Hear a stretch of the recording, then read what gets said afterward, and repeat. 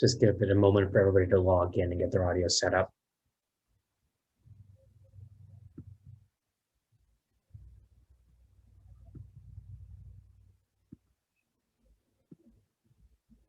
Okay. Well, hi, everybody. I'm Zach Lederman. I'm one of the co-leads for the Training, Mentoring, and Early Career Development platform. And it's my pleasure to introduce our next talk by Dr. Ilia Makedonov. So he is one of the 2020 Thrombosis Canada and CanVECTOR Fellow in Knowledge Translation and Clinical Outcomes Research. So this fellowship supports Canadian trainees financially to pursue research training around the above areas with a focus on thromboembolism. Dr. Makedonov is currently a recent graduate and is currently working in thrombosis and general internal medicine within the GTA. His current projects include traumatic CVST, as well as looking at alternatives to IVC filter placement. And I will turn it over to him second for his talk on anticoagulant selection for reducing risk of post-thrombotic syndrome. So Ilia, it's all yours. Thanks, Zach.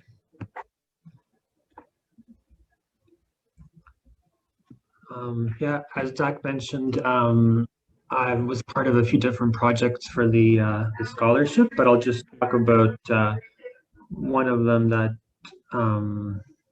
really more of a review of how we can select anticoagulants to reduce the risk of the post-thrombotic syndrome.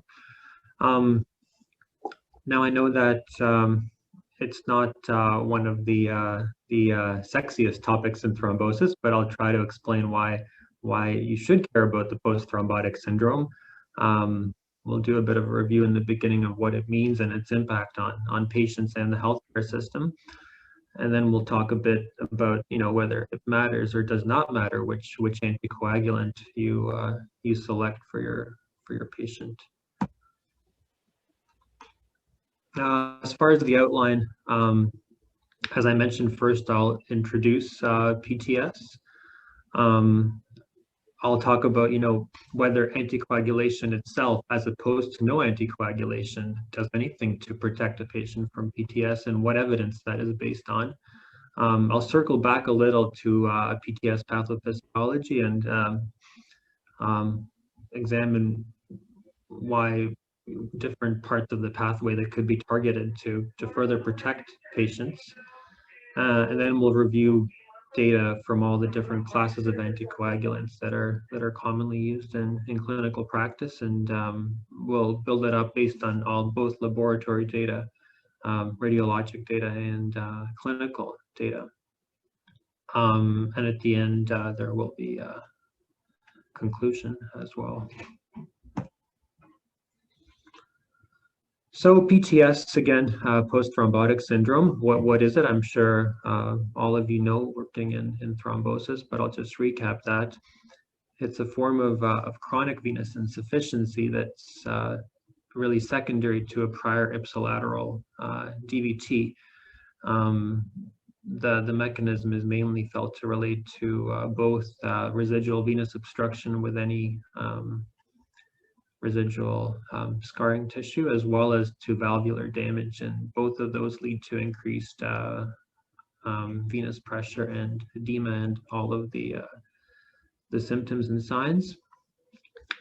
Just a quick recap, but diagnosing it, mainly you want the patient to be clinically stable after the acute event before it can be diagnosed, so about 3 to 6 months out at least. The most commonly used diagnostic tool is the Villalta scale. There's other ones as well, based on both clinical symptoms and signs observed by the clinician, and you can grade that into mild, moderate, or severe, with the most severe form sometimes having venous ulcers. Impact. So this is what can get overlooked sometimes. It's how far-reaching the impact of this condition can be. Looking at the cost of treatment, if there is PTS, it goes up by around 40% per patient compared to a DVT without PTS, mainly because of increased visits to physicians. Quality of life is also affected. If you imagine from the patient's perspective, it is a chronic condition that's non-remitting. It's there and it's often progressive as well with time. Patients themselves compare their quality of life to those who have arthritis, chronic lung disease, diabetes, and if it's severe, then quality of life is similar to those with malignancy and heart failure, which do have a lot more media attention and recognition in our society. In terms of what to do about established PTS, as we know, there are not many highly effective treatment options once it's established. Therefore, it's felt that prevention is really crucial for this condition.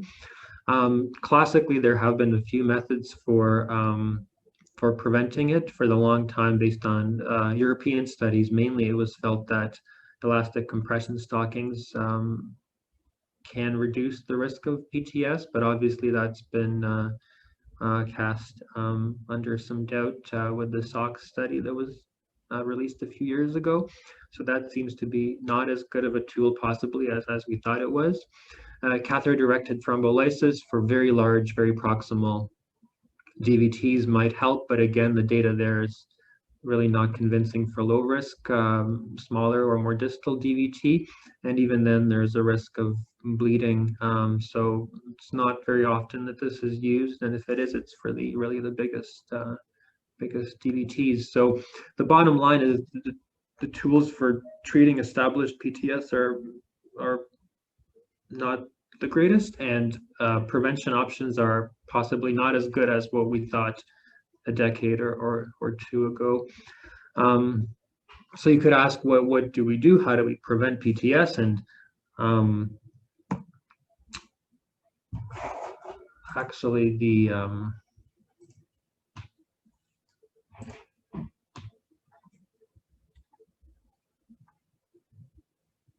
well, yeah, so anticoagulation itself is actually likely the best tool for preventing PTS. And we often think of anticoagulation as reducing the risk of recurrent DVT or extension of the DVT, but it's likely the best tool as well for preventing PTS, which makes sense mechanistically.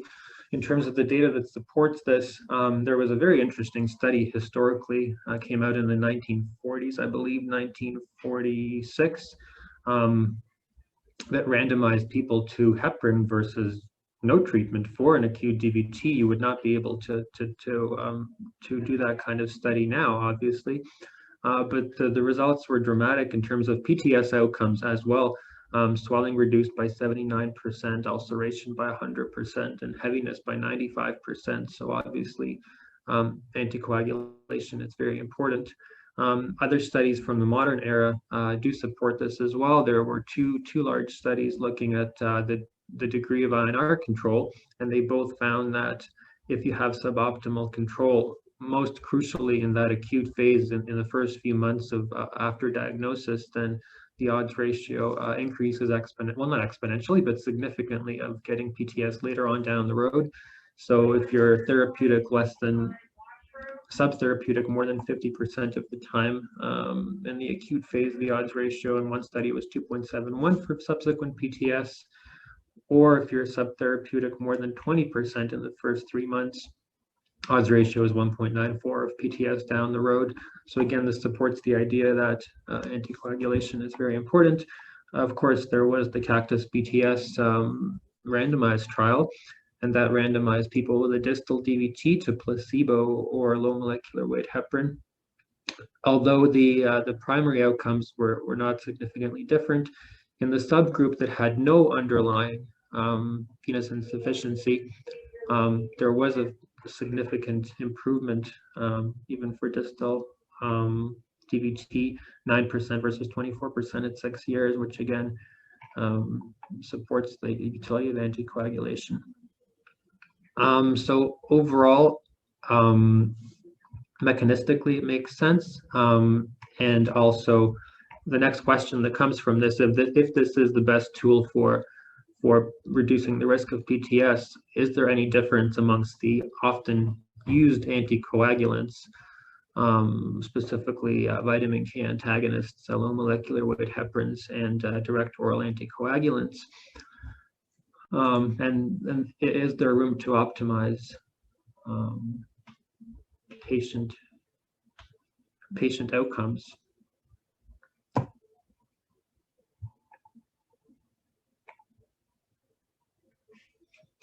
Now, I will actually circle back, and I'm going to circle back to the pathophysiology. I briefly alluded to this, but the reason that I'm coming back to it is that I think it helps us to understand the full process by which PTS arises. As I've mentioned, there is residual venous obstruction and valvular damage, and they both increase venous pressure and lead to the symptoms later on. But it's also interesting to note that inflammation appears to play a significant role in the acute phase of coagulation. And I'll show in a figure later on, but there's interconnection between the inflammatory pathways that can trigger further coagulation. There's a lot of evidence for this in laboratory literature. For example, we know that in the inflammatory response, cytokines such as TNF-alpha, IL-6, IL-8, adhesion molecules, the selectins, ICAM, VCAM, are activated, upregulated. There's also more white cell adhesion to the lumen, the vessel wall, and more leukocytes migrating into the vessel wall. This is just some of the mechanisms that are activated with inflammation. And of course, you would ask naturally, does inflammation correspond to outcomes in thrombosis or not? And there's data that it does. Specifically, increased inflammation has been linked with reduced rates of recanalization, and that's again important for reducing PTS, and also increased venous outflow resistance. Specific biomarkers in human clinical studies have also been linked to higher risk of PTS, such as IL-6, ICAM-1, IL-10. So again, that's fairly relevant data from human subjects.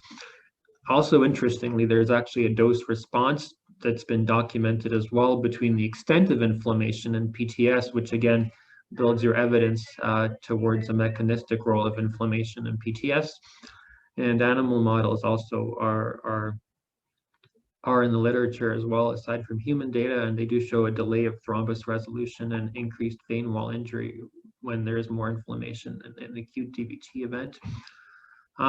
As we know from laboratory data, but also from the BioSOX study, the inflammatory response in a VTE is most pronounced in the first 4 weeks. So that would kind of give you a time that you want to target with your therapy, because obviously if there's a patient with an established chronic DVT from 2 years ago, targeting inflammation likely is not going to help them much or at all.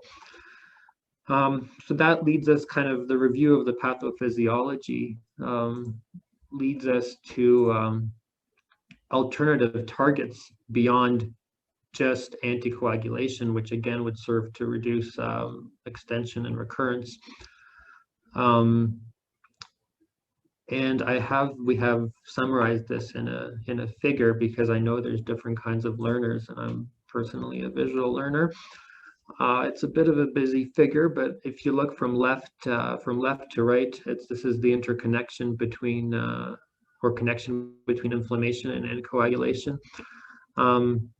Whenever anything activates inflammation, that's on the left, you end up doing several things.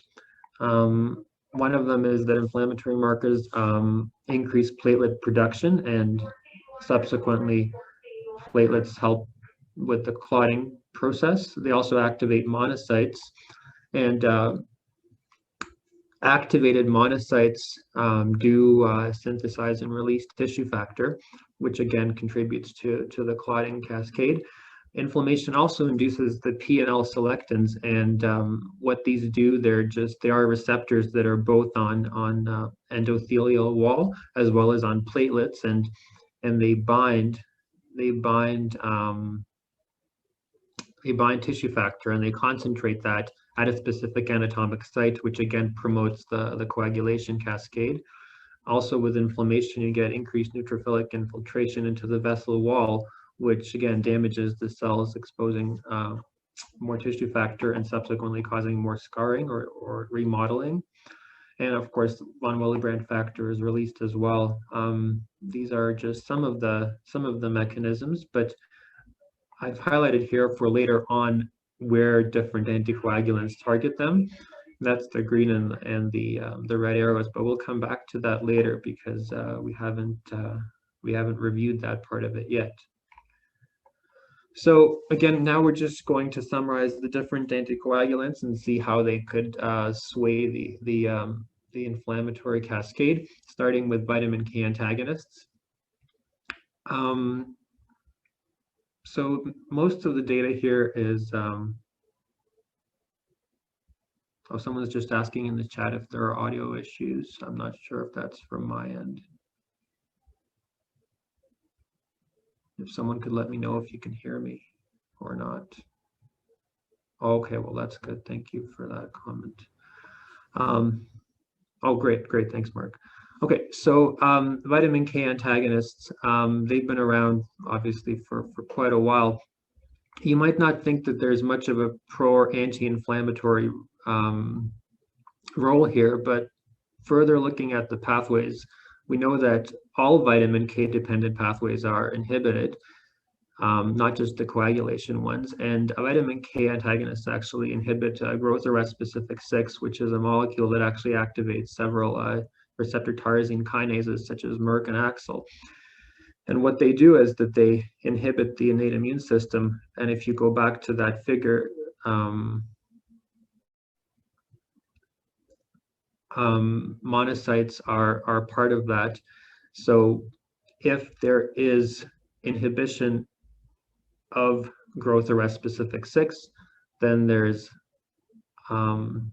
less activation of the RTKs and therefore less inhibition of monocytes. So it's possible that on some level there will actually be increased inflammation from this. The literature is not 100% convincing, depending on which paper you look. Some have found actually decreased inflammatory markers, whereas some did find increase. So looking at reference 4, for example, IL-6 and IL-7, interferon gamma are all increased after vitamin K antagonist exposure.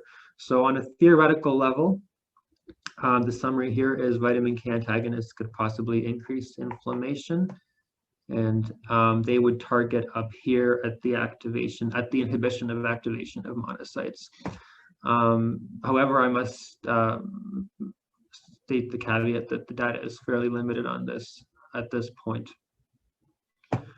Moving on to low molecular weight heparins, and this is, I mean, where there's a fair bit of promise, and I'll explain why.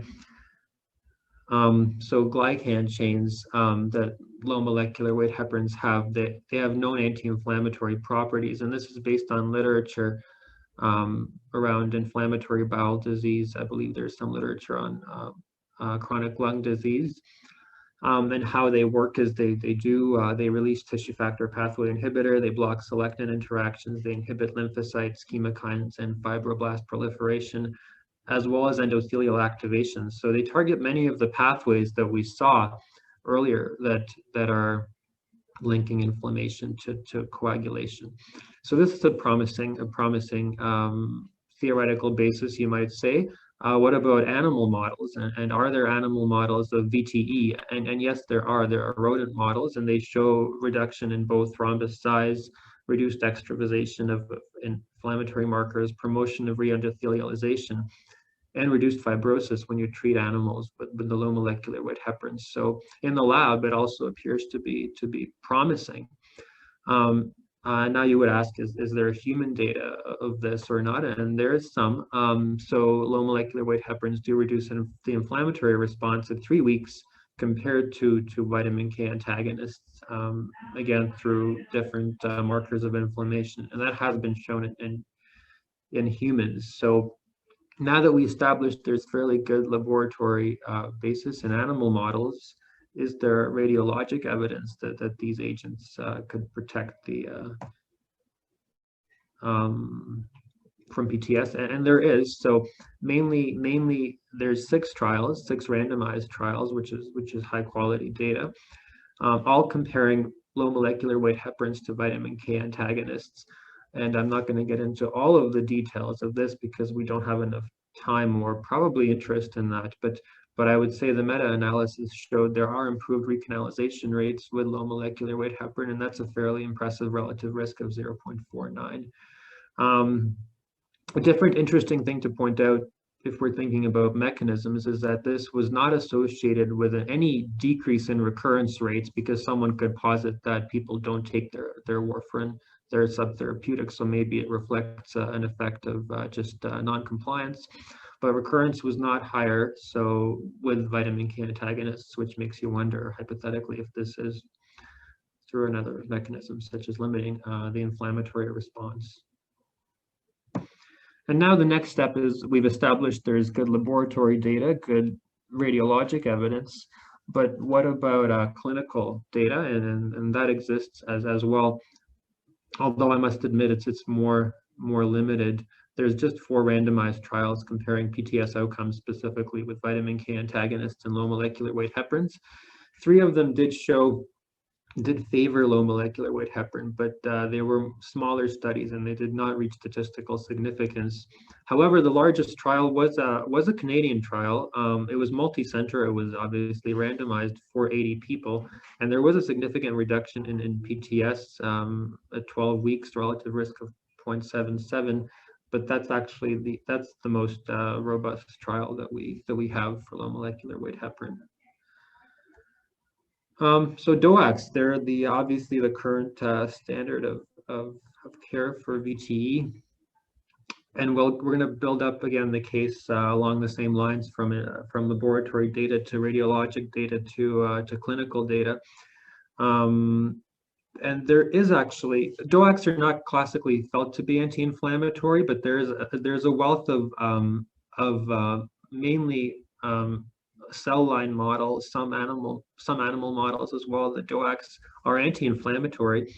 There are various models that show decrease, in IL-6, TNF-alpha, matrix metalloproteinase 9, in models of atherosclerosis, in models of oxidative stress. But the main caveat here is that unlike the data for low molecular weight heparin, there are no actual animal DVT models. These are all models of inflammation that come from other triggers. So it's difficult to really say if this is translatable to a DVT setting. But any animal studies would be quite helpful in that regard, because there are none that I know about. Now, radiologic evidence is becoming a lot more robust. Again, comparing DOACs to vitamin K antagonists. There are 4 retrospective studies, 1 RCT that compared recanalization rates, and again, we think that's important for reducing the risk of PTS mechanistically. Interestingly, most of them used rivaroxaban. I'm not sure if it's an issue with funding, or I'm not sure why, but all studies did show a reduced rate of residual venous obstruction. Only 1 was not significant, but the rest were. A very interesting trial I should bring to your attention was the Soares RCT out of Brazil, just came out relatively recently. It was only 84 people, but it was actually designed predominantly or primarily for PTS outcomes, and comparing again DOACs to vitamin K antagonists. It showed very impressive recanalization rate improvements. So 13% at 1 year with vitamin K antagonists and 76% at DOACs. I don't write that in here, but the groups were actually unbalanced in the sense there were more proximal iliofemoral VTEs in the DOAC group, about 25% to only 8% in the vitamin K antagonist group, which further actually biases the study against DOACs. So this is more of an impressive result that way. And again, not driven by INR control, because they had a very excellent time in therapeutic range of apparently 95%. Clinical evidence here is actually fairly good for DOACs versus vitamin K antagonists for PTS outcomes. There's been 4 retrospective studies, 2 cross-sectional follow-ups to the DOAC validation trials, 2 registry studies, and the 1 RCT that I mentioned previously from Brazil, the Soares trial. Again, I'm not going to get into every little trial's outcome, but the meta-analysis that included most of these trials that I mentioned above showed a protective effect against BTS with DOACs, a relative risk fairly impressive with 0.44. And again, I mentioned this 1 RCT, the only one that exists, but the outcomes were equally impressive. PTS at a year was 9% in the DOAC group versus 29% in the warfarin arm for that. So let's see here.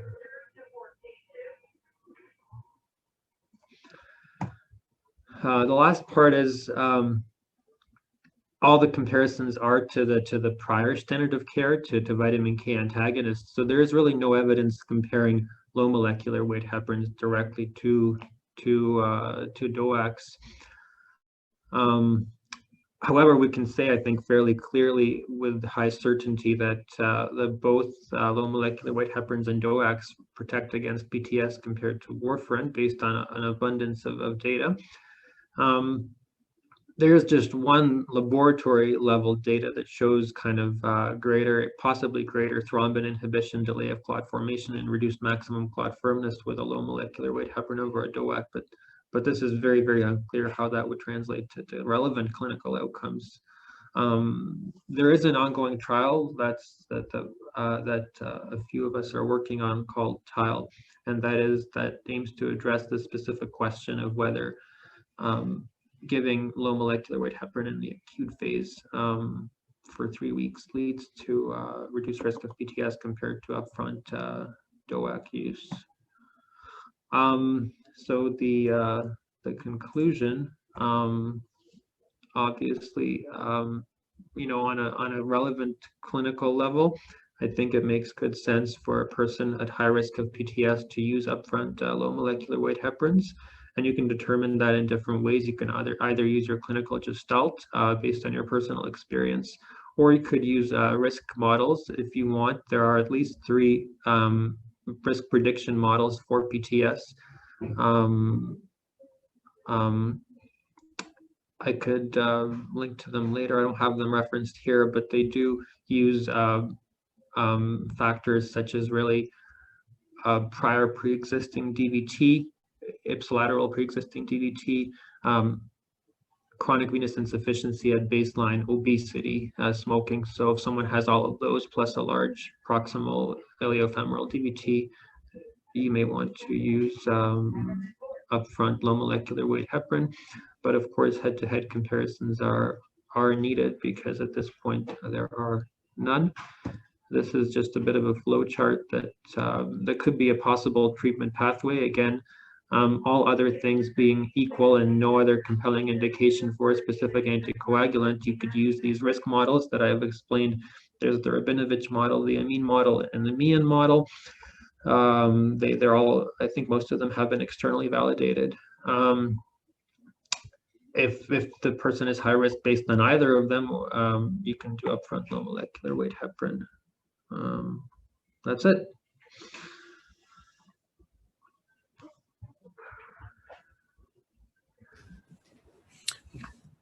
Thanks, Ilia. That was fantastic.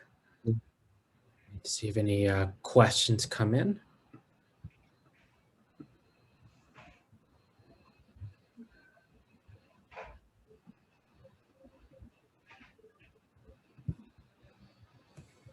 So while we give everybody a second, I guess I'll ask you a question. What do you think the next important research is needed in this area, or what project would you like to work on to move this forward? Yeah, so I think it will really be interesting once we finish the TILE study, because it is aiming to answer this question.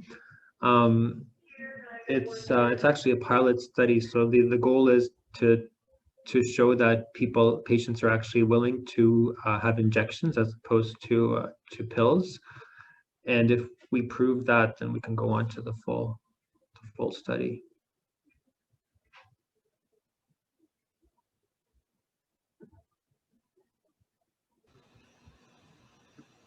Because I don't know how to use Zoom well, Jesse, or is there any extra questions from the audience that I'm missing?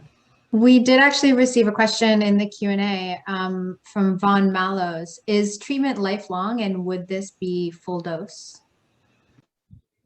Oh, so specifically for reducing the risk of PTS, it would really mechanistically, we think, in the acute phase, so about the first month. Likely at that point, you can go to really any anticoagulant that you prefer, but the treatment duration would really be based on current guidelines, whether it's a provoked event and the trigger is removed, or if it's unprovoked, then it would often be lifelong. Oh, I think someone is asking if there's a chance to get involved after the pilot. I think definitely. The more sites and people we have, the better. If you could email me, I don't know if my email is on the presentation.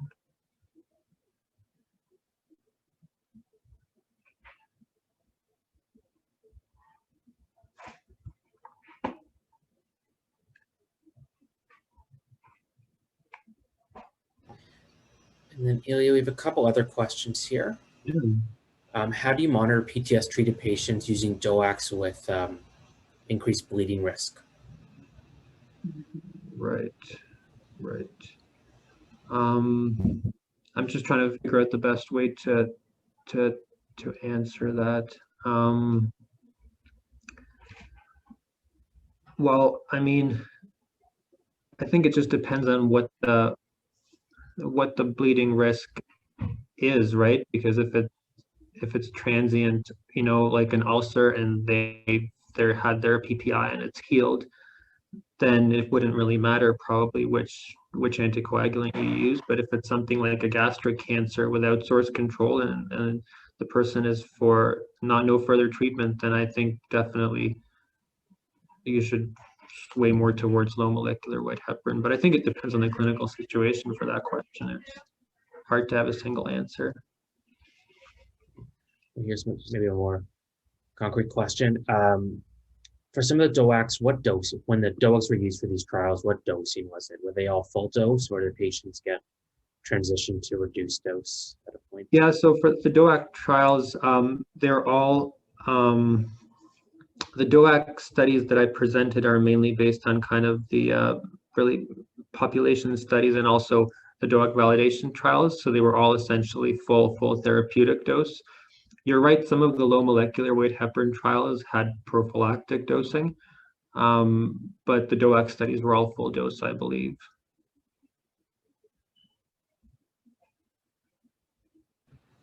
The next question deals with the use of adjuncts to help reduce inflammation, so particularly the use of NSAIDs. But I guess similar applied to things like statins or other immune modulators in terms of role of reducing inflammation alongside anticoagulation. Yeah, that's an excellent question. There is, I believe, currently a trial ongoing for statins, and there's felt to be an anti-inflammatory effect that could protect. For NSAIDs, to be honest, I'm not aware of any existing data, and I think a lot of that comes from the fact that really, if you're on full dose anticoagulation, you normally don't want to be on a full dose NSAID for any prolonged amount of time because of the increased bleeding risk that could be quite severe with the two drugs together. But you're right, you're 100% right. If we believe these pathways are implicated and crucial to PTS, then maybe in a very low bleeding risk people, there is some role for a brief period of NSAID. But I don't think there's any data on that. You can correct me if you know better, Zach. Yeah, I'm not aware of any. Yeah, but it's a very good question. And then a couple more questions coming in. So looking at the role of escalated dosing, so going above 100% low liquid heparin, or increasing the loading phase for DOACs in terms of reducing risk of PTS. That's very interesting. I'm not aware of any such work, but to flip that question on its head, often in cancer patients, we do use increased doses of low molecular weight heparin. So I wonder if there's any role for super therapeutic doses there, but I'm not aware of any work on that right now.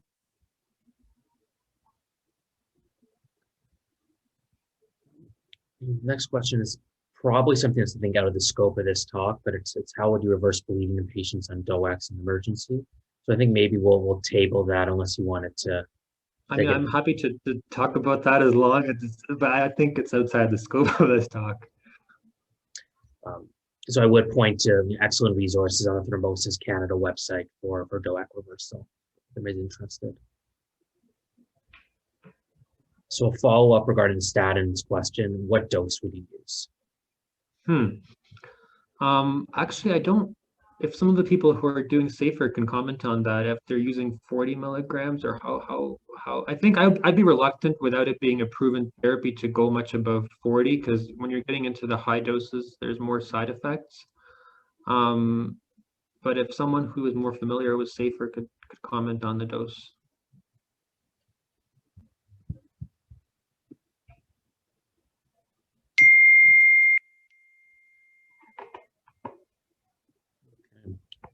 Well, I think we're getting a little bit long on time, so thanks again for Ilia for a fantastic talk. Just as a plug, that the virtual poster session will get going, and you can join using the posters tab. So thanks everybody for attending, and thanks again to Ilia for an outstanding talk. Thanks.